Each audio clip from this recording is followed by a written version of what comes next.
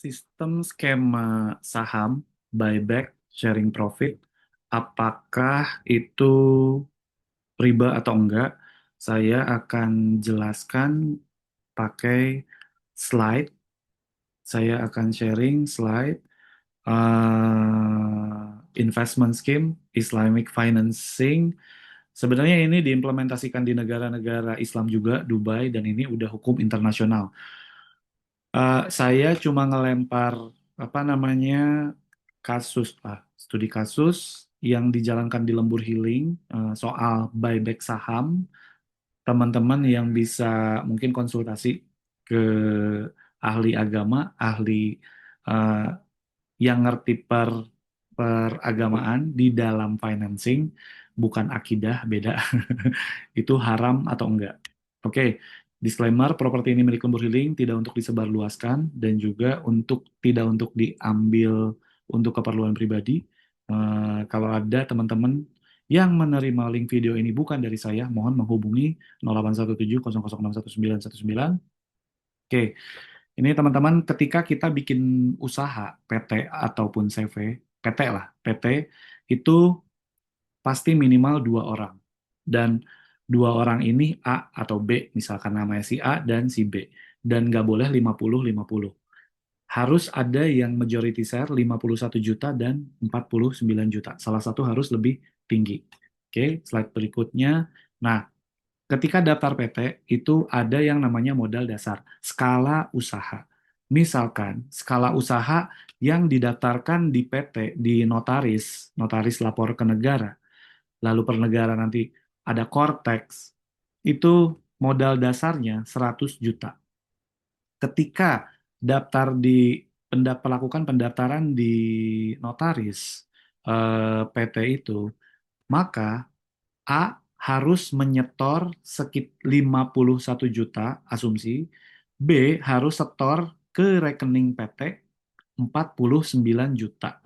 Dan maka dari itu teman-teman semua di sini nyetornya ke rekening saya bukan ke rekening PT.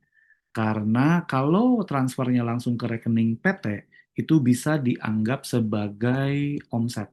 Kalau udah omset itu jatuhnya nanti ada pajaknya. 5M 1 tahun, 35%. Sementara ini adalah modal usaha, nggak ada pajak. Oke, ini diasumsikan modal dasar A dan B store, usaha berjalan. Nah, ini sebuah PT strukturnya kan begini. Yang sekarang, oh sorry, ini A dan B, bukan Lembur Healing dan Investor, belum saya rubah. Lalu, sebuah usaha ini juga masih 5141, sebuah usaha ini dalam 3 tahun berkembang pesat, mulai ada omset dan membeli aset. Yang tadinya 100 juta dalam 3 tahun berkembang menjadi 10 miliar. Nah, lalu pertanyaannya, ketika tahun ketiga udah ada omset 10 miliar, operasional segala macam, tahun kelima si A mau beli sahamnya si B. Kan modal awal barengan itu A setor 51 juta, B 49 juta. Pertanyaannya, ketika perusahaan eh, kekayaannya menjadi 10 miliar, 100 kali lipat kan, dalam 5 tahun, kalau A mau beli sahamnya B, kepemilikannya di PT, kira-kira 49 juta atau harusnya lebih. Nah, ini skema yang saya buat di Lembur Healing. Kalau temen nggak, sebenarnya kalau kalau dibeli dengan harga segini, ya rugi. Dan ya saya yakin si B nggak akan pernah mau. Karena total kekayaan perusahaan udah di angka 10M. Bukan lagi 100 juta modal yang ketika merintis usaha modal dasar dan kekayaannya segitu.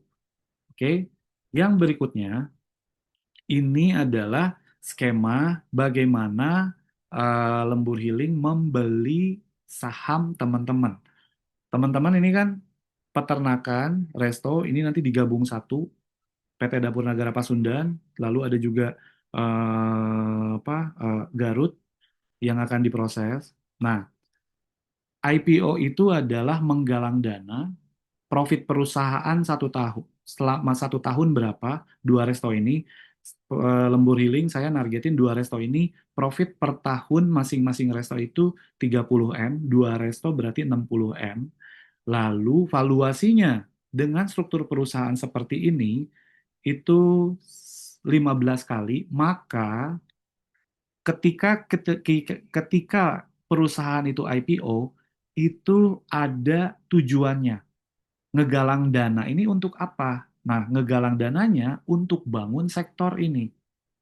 Central Kitchen, rumah potong hewan, berderet, dan tujuannya untuk mensupport pengembangan 2.000 resto. Di sini ada supply chain juga ini dari peternakan domba masuknya supply chain. Nah, untuk membangun sektor ini, boleh nonton pentingnya sektor F&B untuk peternakan. Ini salah satunya ini dibangunin nanti diperkuat oleh valuasi ini. Nah, pertanyaannya lagi adalah kalau misalkan valuasi perusahaan ini 15 kali, berarti apakah si ini bisa bisa apa namanya? Bisa minta dibeli 15 kali juga. Nah, yang mesti diingat banyak pengusaha yang bertujuan IPO itu untuk keuntungan, tapi saya mempublikasi perusahaan di bursa saham tujuannya bukan untuk keuntungan pribadi, tapi perusahaan ini ngegalang dana 900 M untuk membangun sektor-sektor ini. Jadi si B kalau mau dibeli ya nggak bisa 15 kali karena nanti akan ada laporannya.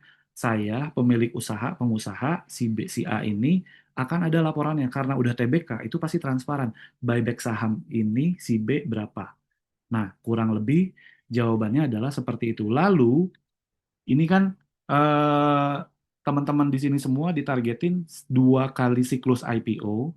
Nah, kalau mau dananya berkembang 5 kali lipat lagi, bangun perusahaan lagi yang akan IPO, ditanamkan saham segini lagi. Jadi kurang lebih begitu. Modal dasar ketika memulai usaha 100 juta, lalu dalam 5 tahun perkembangan perusahaan jadi 100 kali lipat 10 M, kira-kira si B ketika menjual saham ke A ini berapa? Tetap 49 juta atau lebih karena ada valuasi perusahaan menggalang dana. Tapi sekali lagi mohon dicatat, menggalang dana ini nanti ini saya terbuka galang dana ini bukan untuk si A atau si B, tapi pengembangan usaha. Ini A, B, C, D, Central Kitchen, ini semuanya PT yang harus dibangun. Lalu ini di perjanjian kerjasama kan yang sorry, di skema baru ada pengembalian dana senilai investasi. Itu bukan pengembalian dana yang diinvestasikan, cuman mungkin bahasanya, tapi selama perjalanan usaha dari 100 juta jadi 10 M, itu kan pasti ada profit. Nah, itu adalah sebenarnya pembagian profit perusahaan dibagikan ke teman-teman. Lalu nanti setelah ibaratnya 49 jutanya balik modal, di ketika tahun kelima berhasil IPO, sahamnya dibeli 5 kali lipat.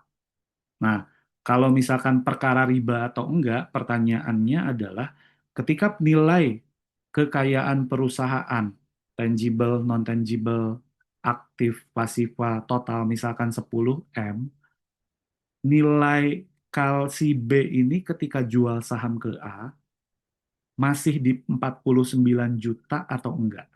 Jadi pertanyaannya itu sih, adil nggak kalau A membeli saham B ketika perusahaan total kekayaannya mencapai 10 M masih dengan 49 juta.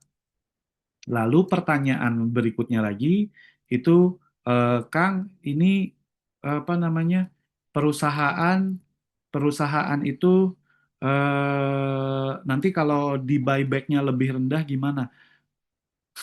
Saya akan kan janji nge-buyback 5 kali lipat. Nah, teman-teman, ini kita berbicara soal bisnis. Ketika di dalam PT A jual saham ke B, itu nggak bisa maksa. Kalau B menolak untuk jual saham ke A, itu bisa gitu.